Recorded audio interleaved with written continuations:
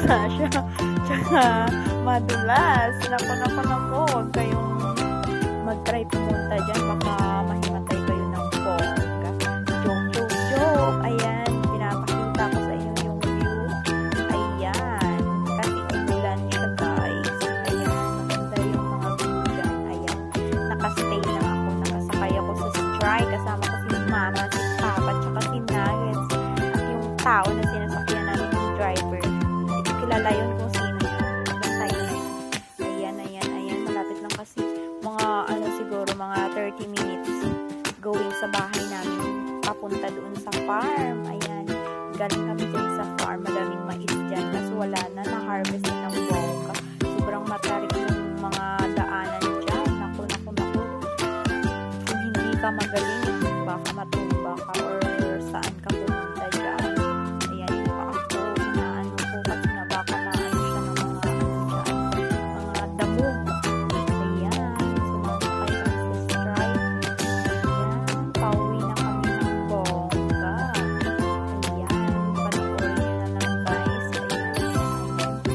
Sumasakay lang naman ako dyan habang nag-video.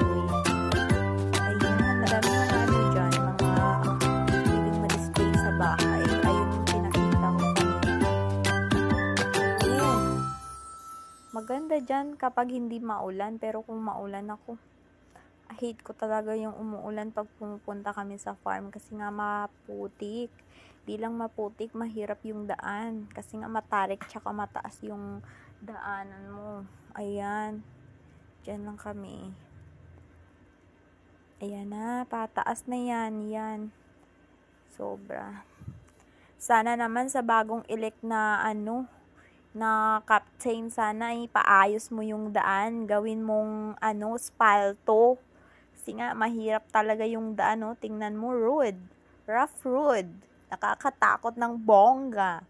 Kaya, kung may pipi ka naman, ipaayos mo yung daan. Kasi nga, congratulations, ikaw yung nanalo. Ayan na. Okay naman. Ayan ako, mataas yan.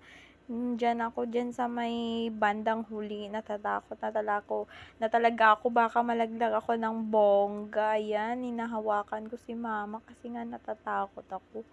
At ayan na, nagtatapos. Please don't forget to like and subscribe. Babush!